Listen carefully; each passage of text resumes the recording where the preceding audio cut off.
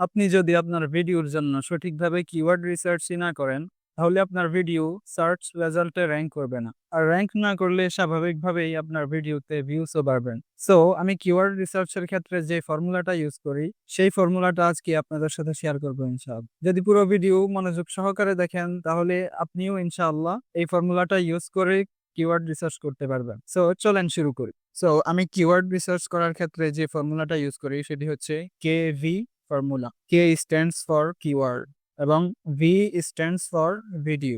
Keyword যারা বোঝেন না, অনেকে বিগিনার থাকতে পারেন। আমি যদি আপনাকে একটু সহজভাবে বুঝাই যে আসলে কিওয়ার্ড কি, এখানে আপনি যতগুলো টার্ম দেখতেছেন, যতগুলো ফ্রেজ আপনি দেখতেছেন, সবগুলো কিন্তু কিওয়ার্ড। আপনি যখন এখানে লিখবেন যে ডি, ডি লেখার পর নিচে যতগুলো ফ্রেজ আসবে, লাইন আসবে, প্রত্যেকটা লাইন বা ফ্রেজ কিন্তু এক একটা কিওয়ার্ড। মানুষ কিন্তু প্রতিনিয়ত এই কিওয়ার্ড গুলো সার্চ করে। ইউটিউব বলেন, গুগল বলেন, ফেসবুক বলেন, প্রত্যেকটা আলাদা প্ল্যাটফর্মের জন্য আলাদা কিওয়ার্ড থাকে। অর্থাৎ সহজ ভাষায় আপনি কোনো একটা বিষয় জানার জন্য ইউটিউব বলেন বা গুগল বলেন, আপনি যে লাইনটা বা যেই ফ্রেজটা লিখে সার্চ করেন, সেটাই কিন্তু অনলাইনের ভাষায় বা ডিজিটাল মার্কেটিং এর ভাষায় কিওয়ার্ড বলা হয়। সো কিওয়ার্ড রিসার্চের ক্ষেত্রে আমরা সর্বপ্রথম যেটি দেখব সেটি হচ্ছে লো কম্পিটিশন। অর্থাৎ কিওয়ার্ডটার কম্পিটিশন যাতে লো থাকে। আপনি যখন কোনো একটা ওয়ার্ড লিখে বা এমন কিওয়ার্ড লিখে সার্চ করবেন, তখন দেখবেন যে এই কিওয়ার্ডটা দিয়ে অনেক মানুষ র‍্যাংক করে আছে ইউটিউবে। অনেকে ভিডিও বানিয়ে রাখছে এই কিওয়ার্ডটার উপরে। তো আপনাকে এমন কিওয়ার্ড নিতে হবে যে কিওয়ার্ডটা দিয়ে এখনো অনেক মানুষ ভিডিও বানায় নাই। তো এমন লো কম্পিটিশন কিওয়ার্ড আপনাকে নিতে হবে। তারপরে সেকেন্ডলি যেটা সেটা হচ্ছে গুড সার্চ ভলিউম। অর্থাৎ এই কিওয়ার্ডটা মাসে কতবার সার্চ করা হয়, এই কিওয়ার্ডটা মানুষ কতবার করে সার্চ করে পুরো মাস জুড়ে, আপনাকে সেটা দেখতে হবে। যদি 1000-এর নিচে হয় তাহলে অবভিয়াসলি এটা একটা খারাপ কিওয়ার্ড, এটা নেওয়া যাবে না। তারপর আমাদের কেভি ফর্মুলায় থার্ডলি যেটি আমাদেরকে লক্ষ্য রাখতে হবে সেটি হচ্ছে নো ম্যাচিং কিওয়ার্ড। আমরা যখন ইউটিউবে সার্চ করব, তখন এই কিওয়ার্ডটা হুবহু কারো ভিডিও টাইটেলে আছে কিনা আমরা সেটা লক্ষ্য করতে হবে। যদি থাকে তাহলে আমরা সেই কিওয়ার্ডটা নিব না। তাহলে আমরা এই উপরের বিষয়টা আমরা একটু প্র্যাকটিক্যালি দেখি, চলেন। প্রথমত আমরা চলে আসবো ভিডিকিউ তে। যারা ভিডিকিউ সম্পর্কে জানেন না, তাদের জন্য ভিডিকিউ সম্পর্কে একটি ভিডিও আমার চ্যানেলে বানানো আছে, সেটা দেখে নিতে পারেন। তো এখানে আপনার সিড কিওয়ার্ডটা লিখে দিতে হবে। সাপোজ আপনি যদি ডিজিটাল মার্কেটিং নিয়ে কাজ করেন বা কন্টেন্ট বানান, তাহলে আপনি এখানে লিখবেন ডিজিটাল মার্কেটিং। আপনি যেই নিশেই কাজ করেন না কেন, সেই নিশের একেবারে সিড কিওয়ার্ডটা বা একেবারে ছোট যে কিওয়ার্ডটা হয়, মূল কিওয়ার্ডটা আপনাকে এখানে লিখতে হবে। লিখে আপনি এন্টার দিবেন। এখান থেকে আপনি চলে যেতে হবে একটু লং টেল কিওয়ার্ডে। লং টেল কিওয়ার্ড কি? লং টেল কিওয়ার্ড হচ্ছে এই যে ডিজিটাল মার্কেটিং, এটা হচ্ছে শর্ট টেল কিওয়ার্ড। এটার সাথে যখন আপনি ডিজিটাল মার্কেটিং বাংলা 2025, তাহলে সেটা হয়ে যাচ্ছে লং টেল, অর্থাৎ এটা একটু বড় হয়ে যাচ্ছে। এইসব লং টেল কিওয়ার্ড দিয়ে ইউটিউবে র‍্যাংক করা কিন্তু সহজ হয়। সো আমরা সিড কিওয়ার্ড দেওয়ার পরে আমরা চলে যাব ম্যাচিং টার্মস। ম্যাচিং টার্মসে গিয়ে আমরা এখান থেকে যেকোনো একটা ক্লিক করে দিব। এটা একটু বড় আছে, এটা আমরা ক্লিক করে দিলাম। তারপর আবার যাব ম্যাচিং টার্মসে। তারপর দেখব যে আরো বড় লং টেল কিওয়ার্ড আমরা পাচ্ছি। তারপর এখান থেকে ধরেন এটাই দিলাম। তারপর আবার যাব ম্যাচিং টার্মসে। তারপর দেখেন এখানে আরো লং টেল কিওয়ার্ড আসছে। এখান থেকে ধরেন আমরা মিডিয়াম কোনটা ভালো আছে, এটা ভালো আছে। এটা সার্চ ভলিউম ভালো, ৭৬৭১ বার করে সার্চ করা হয় মান্থলি। আর এগুলো আরো অনেক কম। আর এগুলোর কম্পিটিশনে কিন্তু হাই, মিডিয়াম। এটা মিডিয়াম আছে কম্পিটিশন, সার্চ ভলিউমও ভালো আছে। আমরা এটা নেই, কপি করলাম। তারপর আমরা চলে যাব ইউটিউবে। তারপর এখানে পেস্ট করে দিব। পেস্ট করে এন্টার করে দেব। তারপর আমরা দেখব যে এই কিওয়ার্ডটা দিয়ে হুবহু কেউ ভিডিও বানাইছে কিনা। অর্থাৎ কেউ কারো ভিডিওতে হুবহু এই টাইটেলটা দিয়ে ভিডিও বানাইছে কিনা। সেটার জন্য আমরা কন্ট্রোল এফ দিব। এফ দিয়ে এই কিওয়ার্ডটা আমরা পেস্ট করে দিলাম। তারপর এখানে দেখতে পাচ্ছেন যে এই হুবহু কিওয়ার্ডটা দিয়ে কিন্তু কেউ ভিডিও বানায়নি।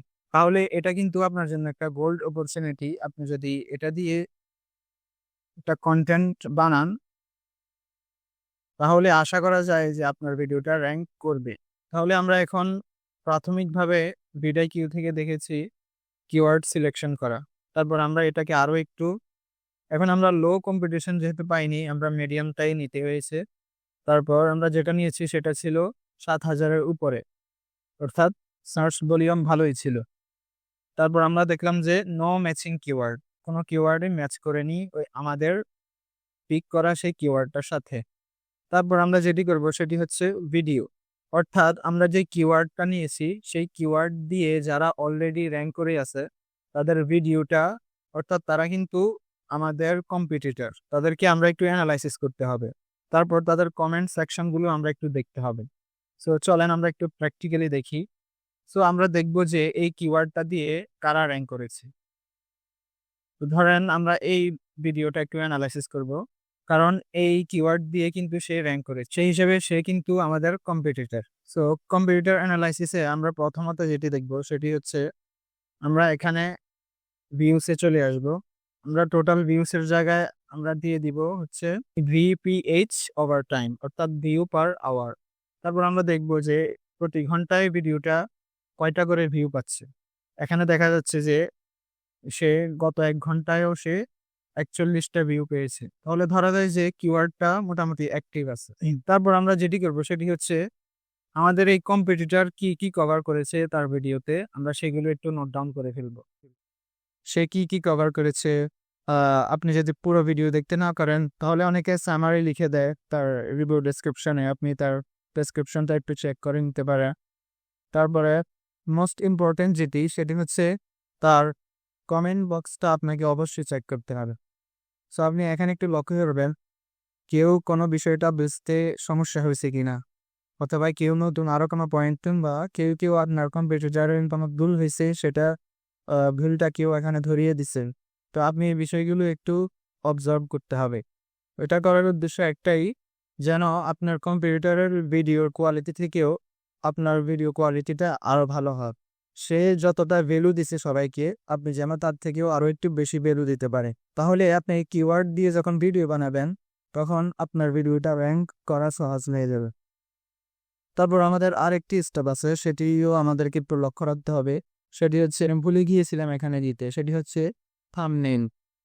অর্থাৎ এই কিওয়ার্ড দিয়ে যারা র‍্যাংক করছে তাদের থাম্বনেইলগুলো আপনাকে একটু অবজার্ভ করতে হবে। যদি দেখেন যে থাম্বনেইলগুলো আসলে খুব ভালো না, তাহলে আপনি কিন্তু তাদের থেকে অনেকটাই এগিয়ে যাবেন যদি আপনি একটু ভালো করে থাম্বনেইলটা ডিজাইন করতে পারেন। আর চেষ্টা করতে হবে এই কিওয়ার্ড দিয়ে যারা র‍্যাংক করছে তাদের প্রত্যেকের থাম্বনেইল থেকেও আপনার থাম্বনেইলটা যেন একটু ইউনিক হবে, যেন একটু আই ক্যাচি হয়। তাহলে আমরা কি শিখলাম? প্রথমত আমরা ভিডিওতে গেছি, যাওয়ার পর আমাদের সিড কিওয়ার্ডটা এখানে দিছি, দেওয়ার পরে আমরা ম্যাচিং টার্মসের কয়েকবার গিয়ে আমরা স্পেসিফিক একটা লং টেল কিওয়ার্ড নিয়েছি। নেওয়ার ক্ষেত্রে আমরা সার্চ ভলিউম দেখছি যে সার্চ ভলিউম কেমন এবং কম্পিটিশন কেমন। অবশ্যই সার্চ ভলিউম হাই থাকতে হবে, কম্পিটিশন লো থাকতে হবে। তারপর আমরা ইউটিউবে গেলাম, ইউটিউবে যাওয়ার পর এখানে কন্ট্রোল অ্যাপ দিয়ে আমরা দেখলাম যে হুবহু এই কিওয়ার্ডটা কারো ভিডিওতে টাইটেল হিসেবে ইউজ করছে কিনা। তারপর আমরা যেটি দেখেছি সেটি হচ্ছে ভিডিওর ক্ষেত্রে আমরা দেখছি যে আমাদের কম্পিউটারের ভিডিও প্রতি ঘন্টায় কেমন ভিউ পাচ্ছে। তারপর আমরা কমেন্ট সেকশন দেখছি যে দর্শকের আর কিছু জানার আছে কিনা, কিংবা কোন জিনিসটা তার আনক্লিয়ার আছে, সে বিষয়গুলো আমরা দেখছি। থার্ডলি আমরা দেখছি যে তাদের থাম্বনেইলগুলো কেমন, তাদের প্রত্যেকের থাম্বনেইল যেমন, আমরা আরো একটু ইউনিক করে থাম্বনেইলটা বানাতে হবে। সো আজকের ভিডিও এই পর্যন্তই। আশা করি আপনি যদি এই ফর্মুলা ইউজ করে কিওয়ার্ড রিসার্চ করেন তাহলে অবশ্যই আপনার ভিডিওটা র‍্যাংক করবে, যদি আপনার ভিডিও কোয়ালিটি যদি ভালো হয়। তো ভিডিওটি যদি আপনার একটুও উপকার করে থাকে তাহলে অবশ্যই একটি লাইক দিবেন, চ্যানেলে নতুন হলে অবশ্যই সাবস্ক্রাইব করতে ভুলবেন না। সো দেখা হচ্ছে সামনের কোনো ভিডিওতে। আসসালামু আলাইকুম।